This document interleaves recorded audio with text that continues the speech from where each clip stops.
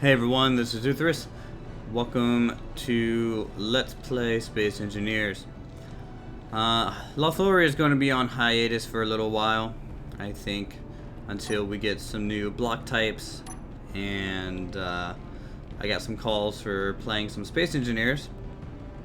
And so I decided to start a series on this, and what we're going to be doing is building a full fleet with different ship types, and basically fulfilling different roles with them, from shuttles to transport ships to mining to fighters to cruisers, all the way up the tech tree. I'm planning to maybe do I guess for bigger ships it will take longer, but the original plan is to do about a ship an episode. But to kind of get your guys' feel for the series, I decided to go ahead and build a light fighter slash scout ship. And this is pretty much kind of how my designs generally look in Space Engineers. They're very, I like to think, compact and utilitarian, straight to the point. I don't try and do too much special. Excuse me, I'm having some mouse problems here. Sorry about that. So this one has an antenna for long-range communications. The mods I'm using are small ship blocks for, large ship blocks for small ships, the letters and numbers, and then let's see, sages, thrusters, of course, some consoles and buttons, some extra doors to fit on small ships that we'll use eventually. But I'll put a link to all of these in the description below, so you guys can take a look at them on the Steam Workshop.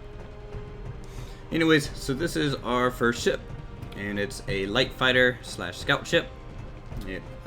Its only armaments are two little Gatling guns. I'm still up in the air whether or not I want to download weapon mods and stuff. I want to find one that's fairly balanced and not too OP feeling. I don't want any lasers. I want kind of more kinetic weapons.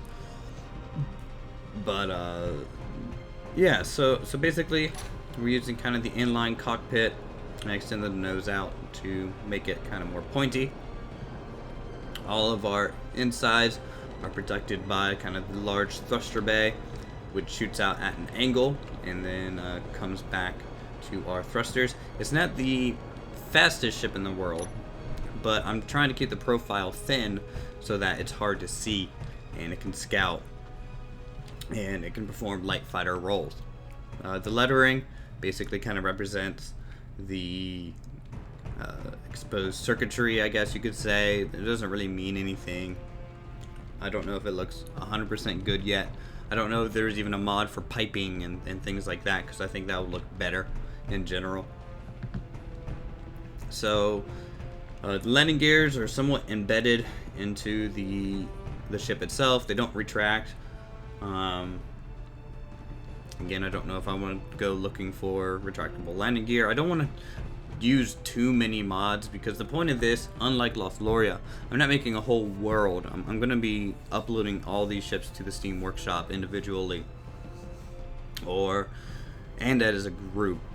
But the goal is that everyone will be able to use these. It's not just a map. It's things you guys can use and print out at your own save using the printing block. I forget its name. Where is it? Oh my god, there's so many blocks. I'm confused. It's been a while. I'm still sick too. So you have to kind of projector that block right there. Anyways, so the red vents, in my opinion, kind of represent heat sinks, things like that are cooling the ship down. Also, it allows you to kind of see the internals just a little bit. It is fully piped up. It has a medium storage container for ammo and fuel, and also oxygen, which is also hooked up to the cockpit. And I'll go ahead and lift it off the launch pad here. The lights on the side, basically they are warning lights for proximity. So we'll start it up. and you can see kind of the red glow on the cockpit, and they turn on automatically using a sensor and timer block when you are close to an asteroid or a station or a large ship. Not other small ships, but just stations and asteroids and large ships. So you can see it'll turn on, kind of warning you that you're pretty close to an object. And then of course I want to be able to make this toggleable, because if you're sitting near an asteroid, you don't want a red beacon on your head, but it's more for just warning lights in general, mainly for docking and such.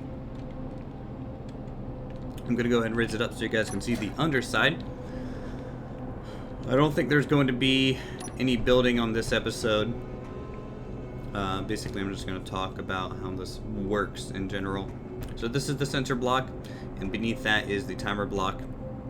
The sensor block is looking around the whole ship in a kind of a sphere sense. And anything that approaches about 15 meters or 10 meters of the ship will make those lights turn on, giving kind of a warning that, hey, you're cutting it a little close, be careful. These piping hook up to the life support and then also the Gatling guns, so you'll be able to have ammo supply for those in the actual ship. It's got, I think, 6 small reactors which are piped up as well. Let's see, it's only got 2 thrusters in every direction except for the back, which has 1 large and 4 small thrusters. It's a little bit of a heavy ship. It's not the fastest acceleration in the world. I don't know if I can get through this. Man. Alright. I don't know what color scheme I want to use for all my ships. Right now everything's kind of just a metallic gray. But if you guys have, let's go with a main color for the ship and then the accent color. So if you guys want to comment down below what color you want the fleet to be, let me know and I'll make it so. So yeah, pick 2 of the any available colors from let's see, what do we got? We got anywhere from gray to black to white to gold to blue to green to red to white. It's pretty much those colors. It's not a full color slider. Let's see, what else? A lot of these are part of the small ship versions of large ship blocks, such as these windows, and then the vents, of course, the lights, and the staircases, which I like because they add a little bit of texture to those spots. It almost looks like venting as well. Oh man. Let's see. This is the access point for all the cargo. It doesn't have a quick load kind of system. I didn't want to have that, I guess. It was going to take up too much room for such a small ship, I felt. And it might look a little weird to have a connector block. But you can see we can go through all of our objects and have access to their inventory.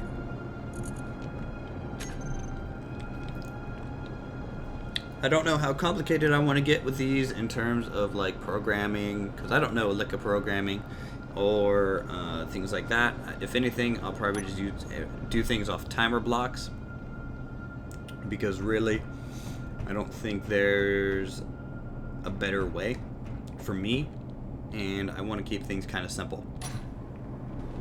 So we'll go ahead and give this thing kind of a speed test. So it accelerates to about full speed, and the time it takes me to kind of finish this sentence about now. It is kind of slow if you really think about, for its roll, it might be too slow. I might replace the large engine with one of Sage's engines. I don't know yet. But The gyros in it makes it pretty agile in terms of turning and things like that. There's no moving parts, so it's very stable in flight. There's no... Ooh, we're getting some warning lights because we're getting close to that asteroid.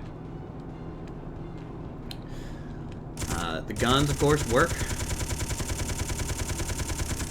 That might be kind of loud for you guys, I don't know. And that's about it. We'll go ahead and get close to the asteroid so you can see the kind of the red look that we are getting here. I might include this with like a mining ship as well. I kind of like the idea of having proximity warning lights on a ship. I think it can serve a good function. Basically how it works is after it senses that we're close to something, it turns on a timer block.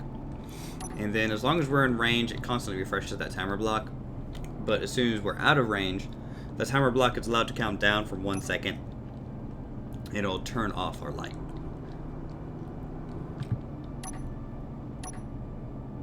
I might turn that down to 0 just so it's a little bit more responsive, but I don't know yet.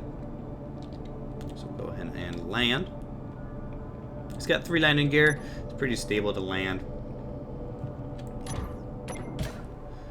And so today's going to be a short episode since I'm still a little under the weather, but I wanted to introduce you guys to Space Engineers. It's the same people that are working on Medieval Engineers, as you guys probably know by now. This one's probably a little bit more popular. It's been out longer. It has more stuff to it. And people are making some really good and complex ships. Especially, I like it when people make larger ships using smaller blocks because you can get more detail into it. I think I'll probably do that up to about a frigate size. At least that is the plan. So to start off on our fleet, we're going to go small and go larger. So this is the light fighter, as I said, or fighter, not fighter. The light fighter.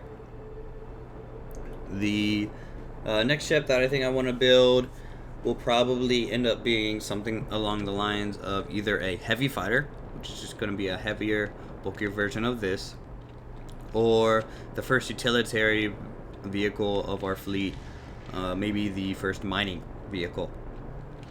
So you guys can vote on that down in the comments below, what you want me to build for the first building episode. And I think I'm going to leave this here. Thanks for watching. If you guys want to check out my Medieval Engineers series, it's in the comments below, the playlist for it. And then also I'm playing Terraformer Craft, which is a total conversion mod for Minecraft. It makes it a lot more hardcore and a little bit more, or a lot more realistic.